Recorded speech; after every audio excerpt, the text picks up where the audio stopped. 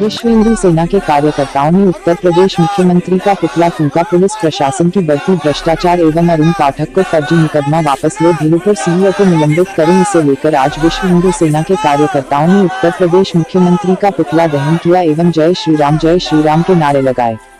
योगी और बीजेपी हिंदू संगठन को आगे नहीं बढ़ने देना चाहते, दिग्विजय चौबे।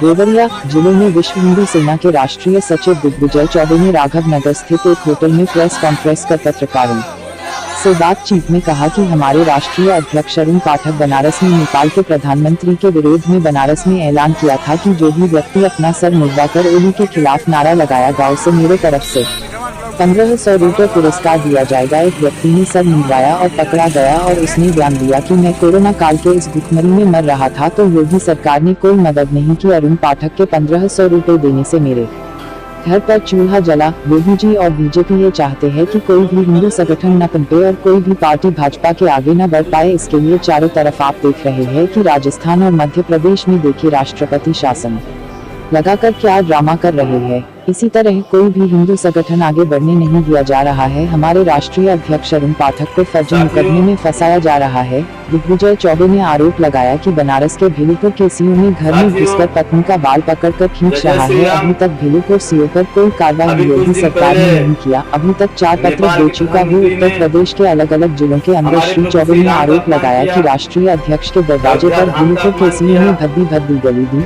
जिसे विश्व हिंदू सेना कतई बर्दाश्त नहीं करेगा। अभी तक मैं घूम कर पत्र दे रहा हूँ। योगी बताए क्या क्वा काम लेकर के भाग रहा है तो क्वा के पीछे दौड़ लगाए वाली बात चरितार्थ हो रही है। वही दिग्विजय चौबे ने कहा कि अगर ये सिलसिला नहीं रुका तो आगामी 15 अगस्त को आत्मदान करेंगे, जिसकी सारी जिम्मेदारी प्रशासन की होगी। उन्होंने कहा कि महामहिम राष्ट्रपति दलित है तो राम जन्मभूमि के शिलान्यास कार्यक्रम में नहीं बुलाया गया क्योंकि वो दलित है, छुआछूत लग जाएगा। देवरिया से अवनीश शंकर राय की रिपोर्ट। उस दिन हमारे ऊपर मात्र 3 धारा में मुकदमा लादा गया और जब पता चल गया कि उक्त नेपाली युवक ने 1500 रुपया लेकर के अपना बाल छिलवाया, अपने सर पे जय श्री राम लिखवाया, तो धाराओं को और बढ़ा दिया गया। मैं उत्तर प्रदेश के पुलिस के लोगों से पूछना चाहता हूं कि क्या यही आपके जांच का तरीका है? बचपन में मैं सुना करता था कौवा कान लेके गया। लोग अपना कान नहीं देखते, कौवा के पीछे भागते हैं। आदरणीय योगी जी, आपकी पुलिस उत्तर प्रदेश के अंदर में आज यही कर रही है। अगर कोई दुश्मनीवश किसी के खिलाफ टिप देता है तो उसका जांच नहीं किया जाता है, बल्कि उसके घर में घुसा जाता है, उसके परिवार को बेइज्जत किया जाता है, गंदी गालियां दी जाती हैं। और जो कार्य न्यायालय का है यह बताना कि अपराधी कौन है और निरपराध कौन है, वो भी आपकी पुलिस ही कर रही है।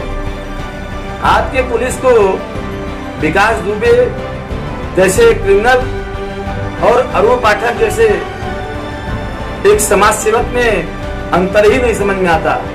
आदरणीय योगी जी, माननीय अखिलेश यादव जी की सरकार में जब पुलिस ने आपके खिलाफ कार्रवाई की थी लोकसभा के अंदर, आप किस प्रकार फुट कर रो कर अपनी बात बता रहे थे कि आपको किस तरह से अपराधी बनाया जाता है।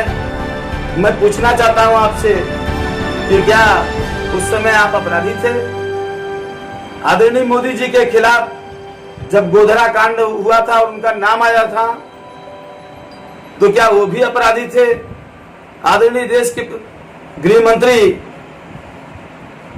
भाई अमित शाह जी के ऊपर भी बहुत से मुकदमे हैं, तो क्या वो भी अपराधी है?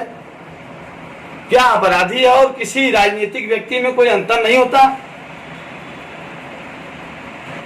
हिंदुत्व के नाम पे आप लोगों की सरकार बनी। 5 तारीख को जिस धाम में जाकर के देश के प्रधानमंत्री नरेंद्र भाई मोदी जी ने साष्टांग प्रणाम किया और जिस प्रभु श्री राम के मंदिर का शिलान्यास किया, उन्हीं के खिलाफ ओली ने बोला था हमारे माता सीता का अपमान किया गया, प्रभु श्री राम का अपमान किया गया, अयोध्या धाम का अपमान किया गया। बुरा तो आपको लगना चाहिए था, Bharatiya Janata party and company को लगना चाहिए था, क्योंकि आप लोग तो प्रभु श्री राम के नाम पर राजनीति करके सरकार में आए हैं। केंद्र में भी सरकार बनी है, प्रदेश में भी आपकी सरकार बनी है, और उन्हीं प्रभु श्री राम अयोध्या धाम का अपमान हुआ था। मुझे बुरा लगा तो मैंने एक मंचन किया, एक नाट्य मंचन करवाया। एक नेपाली युवक को 1500 रुपए का पुरस्कार दिया गया और उसने स्वेच्छा से सब कुछ किया था। तो जब एक नाट्य मंचन का इतना बुरा लग गया कि पूरे विश्व के नेपाली भाइयों ने मुझे गाली दिया और तमाम सेकुलरों ने मुझे गाली दिया, ट्विटर पर, फेसबुक पर, तमाम सोशल मीडिया के माध्यम से मुझे लाखों लाख गालियां दी गई। तो सोचिए कि जब ओली ने हमारे प्रभु राम सिंह को, श्री राम को बोला होगा, जब ओली ने हमारी माता सीता का अपमान किया होगा, उस अयोध्या धाम का अपमान किया होगा, तो हम हिंदुओं के ऊपर कितना बड़ा कुठाराघात हुआ होगा, इसका अंदाजा आप लगा सकते हैं। माननीय प्रधानमंत्री जी, लोग कह रहे हैं कि मेरे इस कृत्य से दो देशों के संबंधों पर असर पड़ गया। आदरणीय प्रधानमंत्री जी, मैं एक आम आदमी हूँ, भारतवर्ष का एक स्वतंत्र नागरिक हूँ, और मेरे एक नाट्य मंचन से दो देशों के संबंधों पे प्रभाव पड़ सकता है। तो जो वो नेपाल का प्रधानमंत्री जब बोलता है लगातार हमारे प्रभु श्री राम के खिलाफ, हमारे अयोध्या धाम के खिलाफ, हमारे तमाम संतों के खिलाफ, हमारे धर्म के खिलाफ, तब समझिए कि क्या दो देशों के संबंधों पे असर नहीं पड़ रहा। कमलेश तिवारी जी का जब हत्या हुआ था, सारे लोग यादव के सरकार में कमलेश तिवारी को वाई श्रेणी सुरक्षा दी गई थी। आदरणीय योगी जी, आपकी सरकार आई, भाई कमलेश तिवारी की सुरक्षा हटा ली गई और उनका हत्या हो गया। उनके हत्या के बाद मुझे भी आपके सरकार ने 4 महीना तक सरकारी सुरक्षा दिया था। पहले आपने मेरा सुरक्षा हटा लिया, मुझे लगा कोरोना काल का असर है, और अब आप सब जान गए कि 1500 रुपया लेकर के उस युवक ने बाल छिलाया था। आपकी पुलिस मेरे खिलाफ संगीन धाराओं में मुकदमा कर रही है और आप मौन बैठे हुए हैं। योगी जी, ये मेरा अपमान नहीं हो रहा है, ये प्रभु श्री राम का अपमान हो रहा है, ये हिंदुत्व का अपमान हो रहा है। मैं आपसे विनम्र निवेदन करता हूं, माननीय प्रधानमंत्री जी, माननीय मुख्यमंत्री जी, कि अभी भी उत्तर प्रदेश के बेलगाम पुलिस को संभाल लीजिए, नहीं तो जो उनकी हरकतें हैं, जिस प्रकार की ये कार्रवाइयां कर रहे हैं, जिस प्रकार निर्दोष लोगों को मारा जा रहा है, हंसाया जा रहा है, प्रताड़ित किया जा रहा है, आने वाले 2022 के चुनाव में हिंदूजन इससे कुपित होके कहीं इस सरकार को दंडित करने का मन न बना ले। जब दो हिंदू आपस में लड़ेंगे तो तीसरा व्यक्ति उसका आनंद लेगा। आदरणीय योगी जी, एक पुलिस अधिकारी जिसे आपने सीओ बेलूपुर बनाया हुआ है, उन्हें होमगार्ड में भी नहीं रखा जा सकता, ऐसे बदतमीज इंसान वो हैं, और आपने ऐसे व्यक्ति को सीओ बना दिया। जो व्यक्ति ठाकुरवाड़ी में जाता है बूट पहन के, ठाकुर जी के स्थान को प्रदूषित करता है, हमारे घर में घुस के हमारी पत्नी बच्चों के साथ बदतमीजी करता है, क्या कानून सिर्फ मेरे लिए है? अगर मैं किसी को गोली मारता हूं तो इसका सजा मुझे कौन देगा? अदालत देगा। कि आप छूट दे देंगे उस सामने वाले को कि नहीं वो भी मुझे गोली मार दे? मैंने एक वीडियो डाला, मुझे लाखों लोगों ने गालियां दी, ट्विटर पे, फेसबुक पे, तमाम सोशल मीडिया के मंचों पे। आपके पुलिस को वो क्यों नहीं दिखता? उन लोगों के खिलाफ आपने क्या कार्रवाई किया जिन लोगों ने बिना जाने समझे मुझे गालियां दी, मुझे जान से मारने की धमकियां दी। कुछ लोगों ने बोला कि कमलेश तिवारी भी दूसरों के फटों में टांग डालते थे, उनका हत्या हो गया, अब मेरा भी हो जाएगा। तो आदरणीय योगी जी, मैं विकास दुबे जैसा ब्राह्मण नहीं हूं। मैंने यज्ञ इत्यादि किया है, तपस्या किया है। अगर आप मुझे मारोगे तो मैं भी पक्का ब्रह्म बनूंगा और आपके पूरे खानदान का और आपके अगल बगल के जितने लोग हैं उनका भी मैं नाश करूंगा। तो इसलिए एक ब्राह्मण को परेशान करके आप यश नहीं पाएंगे। और कभी ब्राह्मण के नाम पर, कभी क्षत्रिय के नाम पर, कभी एससी के नाम पर, कभी बैकवर्ड के नाम पर अगर सेकुलर लोग राजनीति करते हैं तो ये आपके जैसे लोगों का ही देन होता है। अभी भी समय है। सीए के नाम पर जिन लोगों ने मुंह बांध के पुलिस को पत्थरों से मारा, उनका आप क्या कर पाए ये भी पूरा समाज जानता है। मौलाना साहब जिसने कोरोना जैसे महामारी को फैला करके हजारों लोगों की जान ली, आज वो खुलेआम घूम रहा है, लेकिन आपकी पुलिस वहां पे चूड़ियां पहन के बैठी हुई है। हैसियत नहीं है कि उस मौलाना साहब के पास आप चले जाएं, उसके घर में जाके आपने बदतमीजी नहीं किया। लेकिन जो एक हिंदूवादी व्यक्ति है जो सिंगार गौरी के आंदोलन को लेके चल रहा है, जो बाबा विश्वनाथ और मथुरा के आंदोलन को लेके चल रहा है, जिसने अयोध्या के आंदोलन में अपनी जिम्मेदारी निभाई, भागीदारी निभाई, जो हिंदुत्व के नाम पे लाठी खाया, डंडा खाया, जेल गया, अपना रक्त बहाया, उस व्यक्ति के खिलाफ आपका पूरा तंत्र लगा हुआ है और मुझे घूम घूम के अपराधी बताया जा रहा है। योगी जी, मोदी जी, फिर मैं आप लोगों से प्रार्थना करता हूं कि इस प्रकार के लोगों को तत्काल रोका जाए, हिंदुओं को आपस में बंटने से रोका जाए। आपने जो तोगड़िया जी का हल कर दिया, क्या आप वही मेरा हस्ल करना चाहते हैं? क्या जो भी आपके अलावा भगवा पहनेगा आप उसको मार देंगे, आप उसे जेल भेज देंगे? तो ठीक है, मैं बार बार जय श्री राम बोलूंगा और जो भी प्रभु श्री राम का अपमान करेगा, अयोध्या धाम का अपमान करेगा, हमारे धर्म का अपमान करेगा, हम उससे कठोरता से जवाब देंगे। इसके लिए चाहे मुझे फांसी चढ़ना पड़े, चाहे मुझे गोली खानी पड़े। जिस तरह से भगत सिंह जी का मकसद असेंबली में बम फेंक के किसी को घायल करना नहीं था, अपना बात पहुंचाना था, उसी तरह मेरा मकसद किसी भी भावना को ठेस पहुंचाना नहीं था। मेरा मकसद इस नाटकीय मंचन के द्वारा लोगों तक अपना बात पहुंचाना था कि अगर कोई हमारे प्रभु श्री राम को बोलेगा, अयोध्या धाम को बोलेगा, माता सीता को बोलेगा, तो हमें कितना तकलीफ होता होगा जब एक नेपाली युवक का सर मुड़ने का और जय श्री राम लिखने का एक नाट्य रूपांतरण किया गया। तो आप लोगों को इतना बुरा लग गया कि आपने मुझे माँ बहन की गालियां दी, जान से मारने की धमकियां दी, और उत्तर प्रदेश पुलिस ने तो मुझे अपराधी ही बता दिया।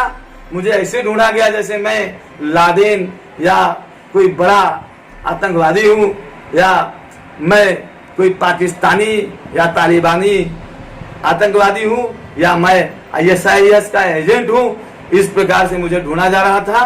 तो अब तो सभी लोगों को मालूम चल गया कि 1500 रुपया मात्र लेकर के और एक व्यक्ति ने नाट्य रूपांतरण किया था। तो जिन लोगों ने मेरे खिलाफ मुकदमे लगे, जिन लोगों ने मेरे खिलाफ मुकदमे लिखे, झूठा मुकदमा लिखा, उनके खिलाफ आदरणीय योगी जी आप क्या करने वाले हैं? DGP उत्तर प्रदेश महोदय ने प्रेस कॉन्फ्रेंस करके बहुत सी बातें कही थी, लेकिन अब तो DGP साहब सबके सामने आ गया सच्चाई कि क्या हुआ था।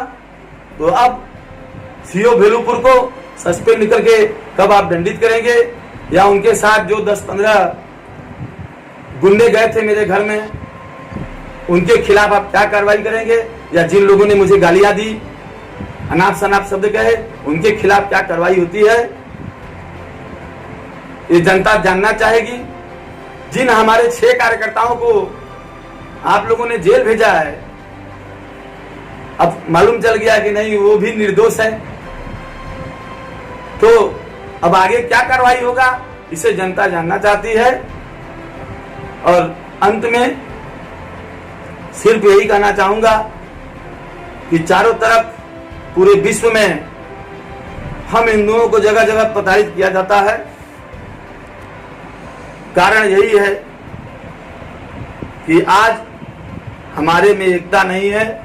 कहा गया है संघे शक्ति कलयुगे, इसलिए मैं फिर एक बार सभी का आह्वान करता हूं कि सभी लोग एक हो जाइए, सभी लोग एकत्रित रहिए, ताकि भविष्य में फिर किसी ओली का या किसी ऐसे व्यक्ति का हिम्मत न हो हमारे प्रभु श्री राम या अयोध्या धाम या माता सीता का अपमान करने का। जय भवानी, जय शिवाजी, जय जय श्री राम। हमारे राष्ट्रीय अध्यक्ष विश्व हिंदू सेना माननीय अरुण पाठक जी के बनारस में नेपाल के प्रधानमंत्री ओली द्वारा जो प्रभु श्री राम और मां जानकी पे टिप्पणी किया था, उसके विरोध में उन्होंने ऐलान किया कि जो भी सर मुड़वा के जय श्री राम लिखकर ओली के विरोध नारा लगाएगा उसको मैं 1500 रुपया दूंगा। वो मुलजिम भी पकड़ा गया, वो बयान भी दे दिया कि मैं कोरोना महामारी भुखमरी में मर रहा था, कोई सरकार कोई मुझे मदद नहीं किया। अरुण पाठक के 1500 रुपया से तो मेरे घर में चूल्हा जला। उसके बाद योगी और डीजीपी योगी सरकार का एक फंडा है कि कोई भी हिंदू संगठन उत्तर प्रदेश चाहे भारत के अंदर न पनपे, कोई भी गैर राजनीतिक भाजपा को छोड़ के कोई भी राजनीतिक पार्टी चाहे कांग्रेस हो चाहे सपा बसपा हो, कोई भी पार्टी हमारे आगे अब आगे न बढ़ पाए। इसके लिए राष्ट्रपति शासन लगा के सारे चारों तरफ से अन्य दलों को गिराने का कोशिश देखी रहे। अभी राजस्थान में देखे, मध्य प्रदेश में देखे कांग्रेस का सरकार किस तरह गिराया गया। इसी तरह जो भी हिंदू संगठन जैसे कमलेश शुक्ला तिवारी का हत्या, सपा सरकार में 20 गनर उनको मिलता है और योगी सरकार में एक सिक्योरिटी सुरक्षा उनके प्राणों का नहीं कर पाया। उनका हत्या योगी के सूझबूझ में हमें लगता है हुआ है। उसके बाद हमारे राष्ट्रीय अध्यक्ष अरुण पाठक पे आइए, जो भी हिंदुत्व को लेकर के बोले उनके पे 3 बरस के अंदर फर्जी मुकदमा, जब से वो शिवसेना छोड़ करके विश्व हिंदू सेना का गठन किए। जैसे शिवसेना हिंदू से हटा, हम लोग हिंदुत्ववादी बाला साहब के शिवसैनिक थे, हम सत्ता के भूखे शिवसैनिक नहीं थे। इसके बाद विश्व हिंदू सेना हम लोग तैयार किए और विश्व हिंदू सेना से काम करना चालू किए। तमाम आपराधिक धाराओं में हमारे राष्ट्रीय अध्यक्ष पे मुकदमा लादा जा रहा है। क्या वह राजनीतिक कार्य करने के लिए अपराधी है? अपराधी धारा उनके पे लगाया जा रहा है। भेलूपुर सीओ उनके घर में ढूंढ करके उनके पत्नी का बाल पकड़ के खींच रहा है और योगी सरकार अभी तक भेलूपुर सीओ ठाकुर है, उसके पे कोई कार्रवाई नहीं हुआ। 50 पत्रक मैं दे चुका हूँ पूरे उत्तर प्रदेश के अंदर। योगी मुख्यमंत्री को अभी तक कोई कार्रवाई भेलूपुर सीओ पे नहीं हुआ कि वो ठाकुर है। इसके बाद राष्ट्रीय अध्यक्ष जी को दरवाजे पे जाके सीओ भद्दा भद्दा गाली उनके माँ बहन को दे रहे हैं। यह कत्ता विश्व हिंदू सेना बर्दाश्त नहीं करेगा। अभी तक मैं शांति प्रिय से पत्रक दे रहा हूँ। अब योगी बताए कि कौआ कान लेके भाग रहा है तो कान देखेंगे। वही योगी का हाल है जो पहले का पुरानिया कहा करते थे कि कौआ कान लेके भागा तो पीछे पीछे कौआ के दौड़ने लगे। अच्छा ये बताइए कि अगर ये नहीं कर रहे हैं, नहीं सुना है, तो इसके बाद आप क्या करेंगे? इसके बाद मेरा उग्र आंदोलन होगा। इसके बाद मैं 15 अगस्त को आत्मदाह करूंगा। ये बताइए जो सर मुड़वाने वाली बात कर रहे हैं वो किसके द्वारा कराया गया था? 1500 रुपये हमारे राष्ट्रीय अध्यक्ष जी घोषणा किए थे कि मैं 1500 रुपया दूंगा जो जय श्री राम लिख के आप ओली सरकार मुर्दाबाद बोलेगा। वह नेपाली आ गया, वह बोला ओली मुर्दाबाद, वह बयान भी दे चुका, गिरफ्तार हुआ, उसका जमानत भी हुआ। ओली सरकार कौन है? ओली सरकार नेपाल के प्रधानमंत्री ओली जी जो है वह हमारे माता जानकी और प्रभु श्री राम, यह भाजपा वाला जिस बुरा तो लगना चाहिए इनको, राम का रोटी ये खा रहे हैं और बुरा इनको नहीं लगा राम के नाम पे, यह केवल राम के नाम पे वोट चाहिए। देखिए अभी एक दलित हिंदू जो भी चिल्लाते थे, आज एक राष्ट्रपति दलित था राम जन्मभूमि के मंदिर में उस राष्ट्रपति को नहीं बुलाया जा रहा है कि वह दलित है, छुआछूत का भेद आभार जोगी जी रखे और प्रधानमंत्री मोदी जी रखे हुए हैं। और विश्व हिंदू सेना चैलेंज करता है कि चाहे वो दलित हो चाहे कोई भी हो, हिंदू है तो मेरा भाई है। उसके लिए अगर रक्त का भी जरूरत लगा तो विश्व हिंदू सेना के राष्ट्रीय अध्यक्ष का आदेशानुसार एक एक कार्यकर्ता हिंदू को रक्त देने का काम करेंगे।